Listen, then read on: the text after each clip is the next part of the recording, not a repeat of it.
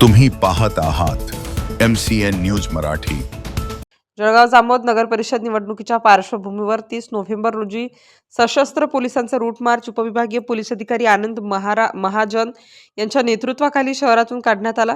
निवडणुकीदरम्यान कोणताही अनुचित प्रकार घडणार नाही यासाठी स्थानिक दुर्गा चौकात दंगा काबू पथकाचे प्रात्यक्षिक करून दाखवले। यावेळी उपविभागीय पोलीस अधिकारी आनंद महाजन, पोलीस निरीक्षक नितीन पाटील, पोलीस उपनिरीक्षक गजानन सरकटे, अमोल पंडित यांच्यासह पोलीस स्टेशनचे सर्व PSI, police head constable, home guard, SRPFचे जवान उपस्थित होते।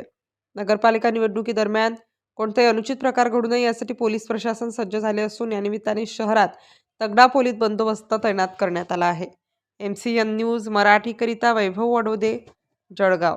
आगामी नगर परिषद निवडणुकीच्या पार्श्वभूमीवर मतदारांनी आपल्या मतदाराचा हक्क निर्भयपणे बजावता यावा याकरिता शांतता आणि सुव्यवस्थेत राखणे आवश्यक आहे।